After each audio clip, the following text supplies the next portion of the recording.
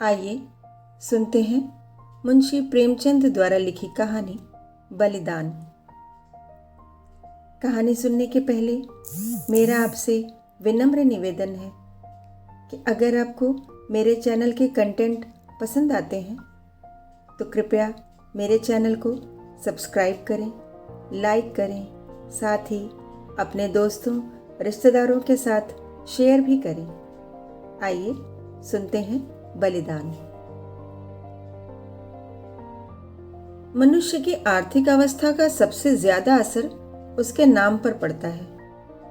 मौजे बेला के मंगरू ठाकुर जब से कांस्टेबल हो गए हैं, इनका नाम मंगल सिंह हो गया है। अब उन्हें कोई मंगरू कहने का साहस नहीं कर सकता। कल्लू अहीर ने जब से हल्के के थानेदार साहब से मित्रता कर ली है और गांव का मुखिया हो गया है, उसका नाम कालिका दीन हो गया है। अब उसे कल्लू कहें तो आंखें लाल पीली करता है। इसी प्रकार हरखचंद्र कुर्मी अब हरखू हो गया है।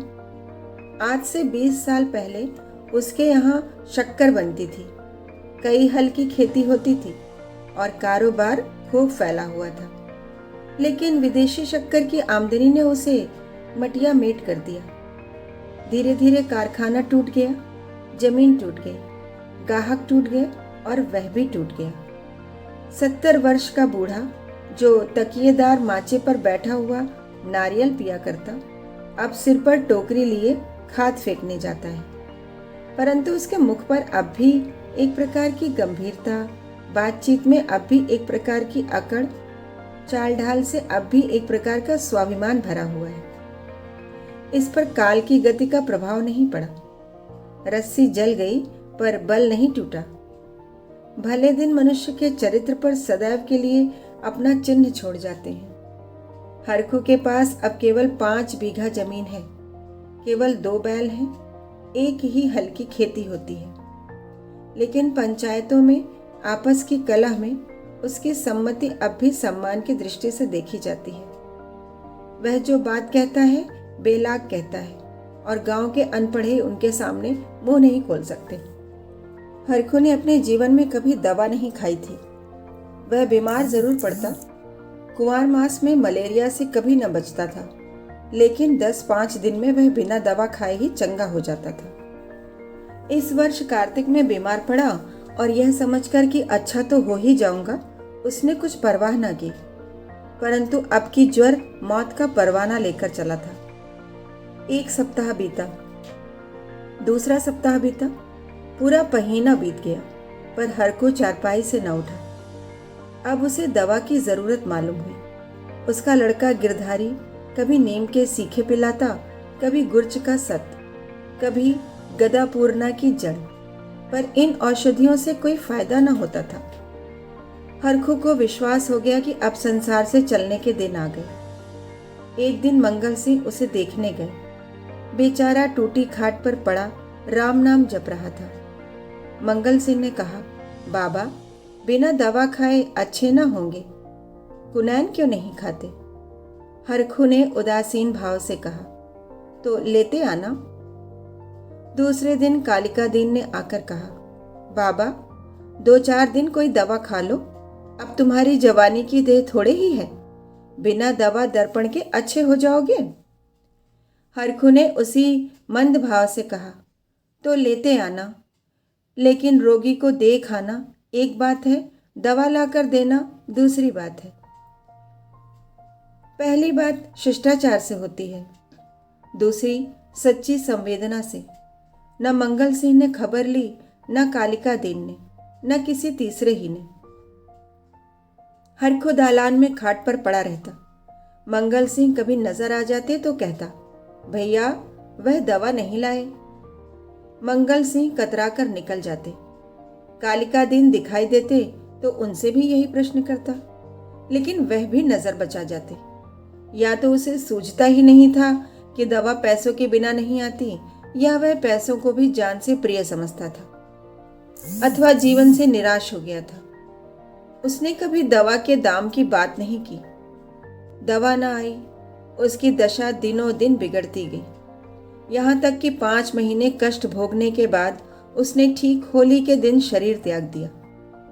गिरधारी ने उसका शव बड़ी धूमधाम से निकाला, क्रियाक्रम बड़े हौसले से किया।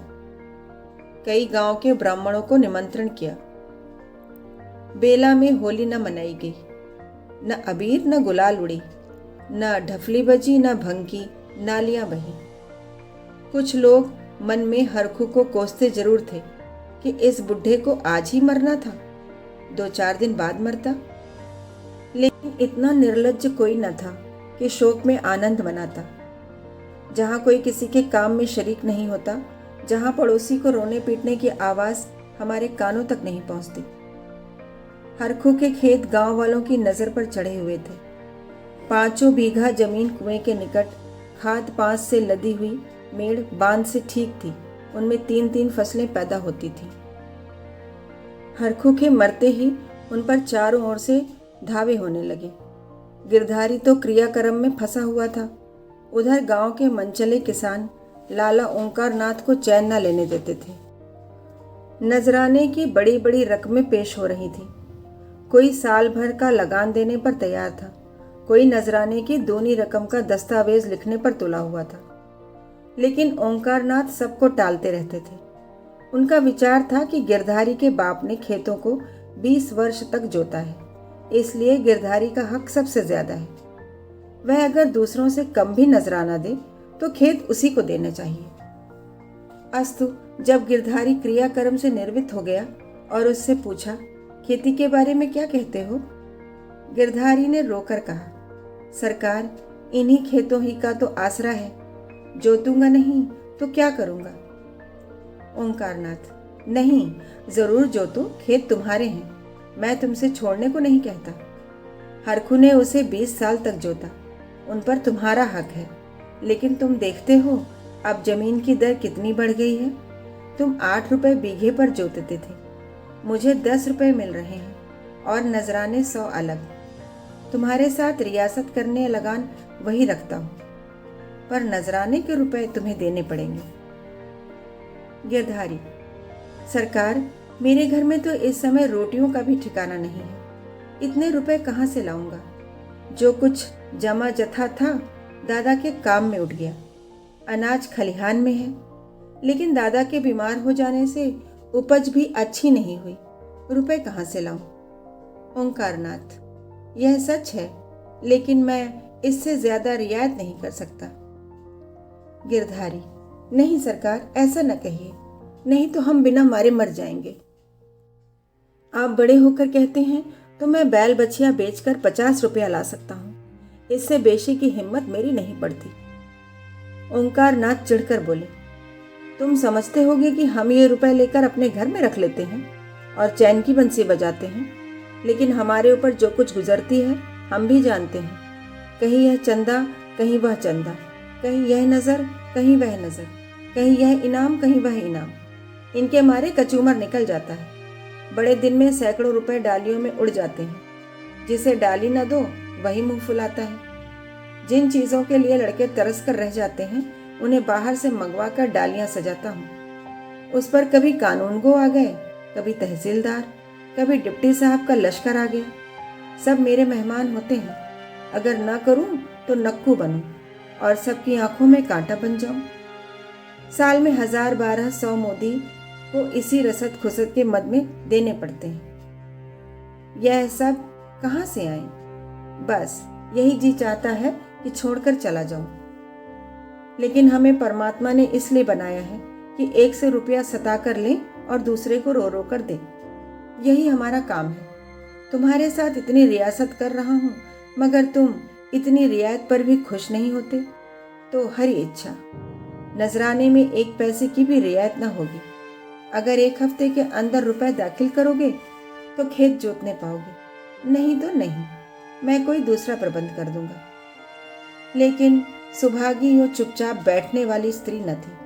वह क्रोध से भरी हुई कालका दिन के घर गई और उसकी स्त्री को खूब लथेड़ा। कलका बानी, आज का सेठ, खेत जोतने चले हैं, देखें कौन मेरे खेत में हल ले जाता है।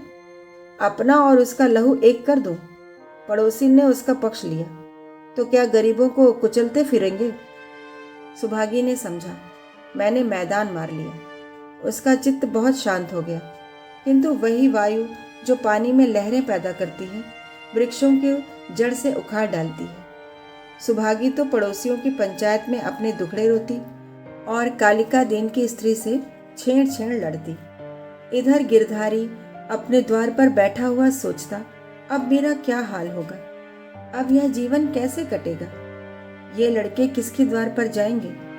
मजदूरी का विचार करते ही उसका हृदय व्याकुल हो जाता। इतने दिनों तक स्वाधीनता और सम्मान को सुख भोगने के बाद अधम चाकरी की शरण लेने के बदले वह मर जाना अच्छा समझता था। वह अब तक गृहस्थ था, उसकी गणना गांव के भले आदमियों में थी। उसे गांव के मामले में बोलने का अधिकार था। उसके घर में धन न था पर मान था। नाई, कुम्हार, पुरोहित, भाट, चौकीदार, ये सब उसका मुंह ताकते थे। अब वह मर्यादा कहाँ? अब कौन उसकी बात पूछेगा, कौन इसके द्वार आएगा?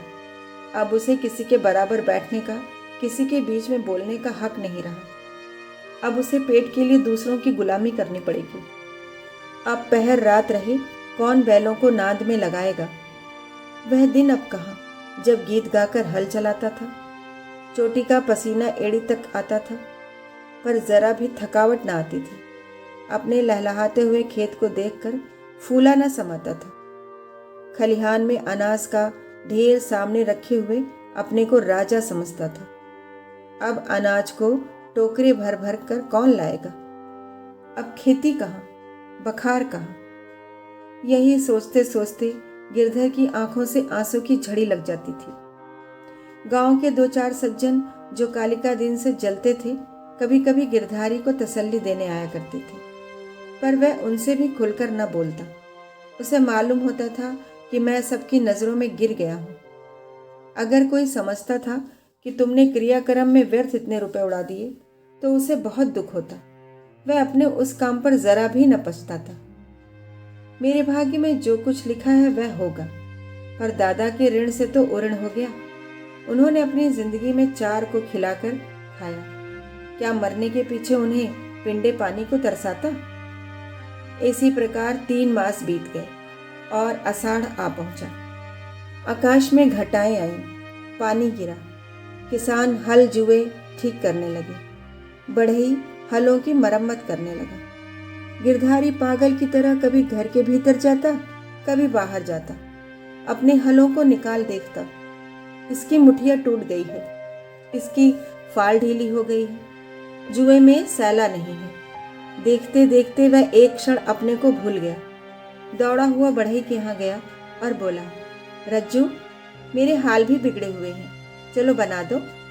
रज्जू ने उसकी ओर करुण भाव से देखा और अपना काम करने लगा। गिरधारी को होश आ गया, नींद से चौंक पड़ा। ग्लानि से उसका सिर झुक गया, आंखें भर आईं, चुपचाप घर चला आया। गांव में चारों ओर हलचल मची हुई थी। कोई सन के बीज खोजता फिरता था, कोई जमींदार के चौपाल से धान के बीज लिए आता था। कहीं सलाह होती किस खेत में क्या बोना चाहिए। गिरधारी ये बातें सुनता और जलहीन मछली की तरह तड़पता था। एक दिन संध्या समय गिरधारी खड़ा अपने बैलों को खुजला रहा था कि मंगल सिंह आए और इधर उधर की बातें करके बोले, गोई को बांधकर कब तक खिलाओगे, निकाल क्यों नहीं देते? गिरधारी ने मलिन भाव से कहा, हाँ, कोई गाहक आए तो निकाल दूं। मंगल सिंह, एक गाहक तो हम ही हैं, हम ही को दे दो। गिरधारी अभी कुछ उत्तर न दे पाया था कि तुलसी बनिया आया और गरज कर बोला, गिरधारी, तुम्हारे रुपए देने हैं कि नहीं? वैसा कहो, 3 महीने से हीला हवाला करते चले आते हो। अब कौन खेती करते हो कि तुम्हारी फसल को अगोरे बैठे रहें? गिरधारी ने दीनता से कहा, साह, जैसे इतने दिनों माने हो, आज और मान जाओ, कल तुम्हारी एक एक कौड़ी चुका दूंगा। मंगल और तुलसी ने इशारों से बातें की और तुलसी भुनभुनाता हुआ चला गया। तब गिरधारी मंगल सिंह से बोला, तुम इन्हें ले लो तो घर के घर ही में रह जाएं, कभी कभी आंख से देख तो लिया करूंगा। मंगल सिंह, मुझे अभी तो ऐसा कोई काम नहीं, लेकिन घर पर सलाह करूंगा। गिरधारी, मुझे तुलसी के रुपए देने हैं, नहीं तो खिलाने को तो भूसा है। मंगल सिंह, यह बड़ा बदमाश है, कहीं नालिश न कर दे। सरल हृदय गिरधारी धमकी में आ गया। कार्यकुशल मंगल सिंह को सस्ता सौदा करने का अच्छा सुअवसर मिला। 80 रुपए की जोड़ी 60 रुपए में ठीक कर ली। गिरधारी ने अब तक बैलों को न जाने किस आशा से बांध कर खिलाया था। आज आशा का वह कल्पित सूत्र भी टूट गया। मंगल सिंह गिरधारी की खाट पर बैठे रुपए गिन रहे थे और गिरधारी बैलों के पास विषादमय नेत्रों से उनके मुख की ओर ताक रहा था। आह, ये मेरे खेतों के कमाने वाले, मेरे जीवन के आधार, मेरे अन्नदाता, मेरी मान मर्यादा की रक्षा करने वाले, जिनके लिए पहर रात से उठकर छांटी काटता था, जिनकी खली दाने की चिंता अपने खाने से ज्यादा रहती थी, जिनके लिए सारा दिन भर हरियाली उखाड़ता था। ये मेरी आशा की 2 आंखें, मेरे इरादे के 2 तारे, मेरे अच्छे दिनों के 2 चिन्ह, मेरे 2 हाथ अब मुझसे विदा हो रहे हैं। जब मंगल सिंह ने रुपए गिनकर रख दिए और बैलों को ले चले, तब गिरधारी उनके कंधों पर सिर रखकर खूब फूट फूट कर रोया, जैसे कन्या मायके से विदा होते समय माँ बाप के पैरों को नहीं छोड़ती। उसी तरह गिरधारी इन बैलों को न छोड़ता था। सुभागी भी दालान में पड़ी रो रही थी और छोटा लड़का मंगल सिंह को एक बांस की छड़ी से मार रहा था। रात को गिरधारी ने कुछ नहीं खाया, चारपाई पर पड़ा रहा। प्रातःकाल सुभागी चिलम भरकर ले गई तो वह चारपाई पर न था। उसने समझा कहीं गए होंगे, लेकिन जब 2-3 घड़ी दिन चढ़ आया और वह न लौटा तो उसने रोना धोना शुरू किया।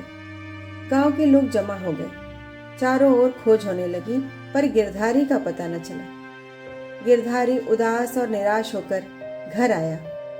100 रुपए का प्रबंध करना उसके काबू के बाहर था। सोचने लगा, अगर दोनों बैल बेच दूं तो खेत ही लेकर क्या करूंगा? घर बेचूं तो यहाँ लेने वाला ही कौन है? और फिर बाप दादाओं का नाम डूबता है। 4-5 पेड़ हैं, लेकिन उन्हें बेचकर 25 रुपए या 30 रुपए से अधिक न मिलेंगे। उधार लूं तो देता कौन है? अभी बनिए के 50 रुपए सिर पर चढ़े हैं, वह एक पैसा भी न देगा। घर में गहने भी तो नहीं है, नहीं उन्हीं को बेचता। ले देकर एक हंसली बनवाई थी, वह भी बनिए के घर पड़ी हुई है। साल भर हो गया, छुड़ाने की नौबत न आई। गिरधारी और इसकी स्त्री सुभागी दोनों ही इसी चिंता में पड़े रहते, लेकिन कोई उपाय न सूझता था। गिरधारी को खाना पीना अच्छा न लगता, रात को नींद न आती। खेतों के निकालने का ध्यान आते ही उसके हृदय में हूक सी उठने लगती। हाय, वह भूमि जिसे हमने वर्षों जोता, जिसे खाद से पाटा, जिसमें मेड़े रखी, जिसकी मेड़े बनाई, उसका मजा अब दूसरा उठाएगा। वे खेत गिरधारी के जीवन का अंश हो गए थे। उनकी एक एक अंगुल भूमि उसके रक्त में रंगी हुई थी। उनके एक एक परमाणु उसके पसीने से तर हो रहा था। उनके नाम उसकी जिह्वा पर उसी तरह आते थे जिस तरह अपने तीनों बच्चों के। कोई 24 था, कोई 22 था, कोई नाल बेला था, कोई तलैये वाला। इन नामों के स्मरण होते ही खेतों का चित्र उसकी आंखों के सामने खिंच जाता था। वह इन खेतों की चर्चा इस तरह करता मानो वे सजीव हैं, मानो उसके भले बुरे के साथी हैं। उसके जीवन की सारी आशाएं, सारी इच्छाएं, सारे मंसूबे, सारी मिठाइयाँ, सारे हवाई केले इन्हीं खेतों पर अवलंबित थे। इनके बिना वह जीवन की कल्पना ही नहीं कर सकता था, और वे ही सब हाथ से निकल जाते हैं। वह घबराकर घर से निकल जाता और घंटों खेतों की मेड़ों पर बैठा हुआ रोता, मानो उनसे विदा हो रहा है। इस तरह 1 सप्ताह बीत गया और गिरधारी रुपए का कोई बंदोबस्त न कर सका। 8वें दिन उसे मालूम हुआ कि कालिका दिन ने 100 रुपए नजराने देकर 10 रुपए बीघे पर खेत ले लिए।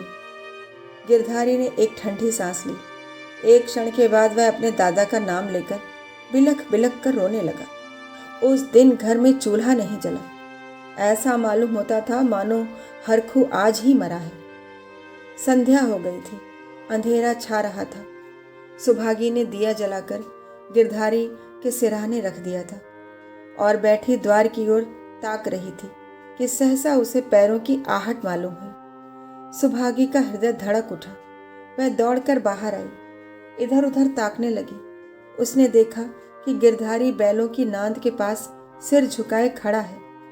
सुभागी बोल उठी, घर आओ, वहां खड़े क्या कर रहे हो? आज सारे दिन कहाँ रहे?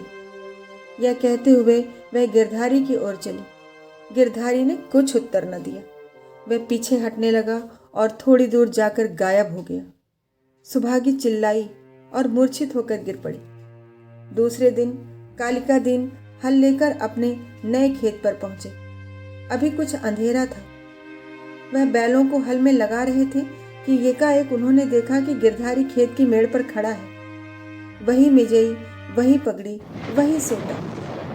कालिका दीन ने कहा, अरे गिरधारी, मर्दे आदमी, तुम यहाँ खड़े हो? और बेचारी सुभागी हैरान हो रही है, कहाँ से आ रहे हो? ये कहते हुए बैलों को छोड़कर गिरधारी की ओर चले। गिरधारी पीछे हटने लगा और पीछे वाले कुएं में कूद पड़ा। कालिका दीन ने चीख मारी और हल बैल वहीं छोड़कर भागा। सारे गांव में शोर मच गया। लोग नाना प्रकार की कल्पनाएं करने लगे। कालिका दीन को गिरधारी वाले खेतों में जाने की हिम्मत न पड़ी। गिरधारी को गायब हुए 6 महीने बीत चुके हैं। उसका बड़ा लड़का अब एक ईंट के भट्टे पर काम करता है और 20 रुपए महीना घर आता है। अब वह कमीज और अंग्रेजी जूता पहनता है। घर में दोनों जून तरकारी पकती है और जौ के बदले गेहूं खाया जाता है। लेकिन गांव में उसका कुछ भी आदर नहीं। अब वह मजूर है। सुभागी अब पराए गांव में आए कुत्ते की भांति दबकती फिरती है। वह अब पंचायत में भी नहीं बैठती। वह अब मजदूर की माँ है।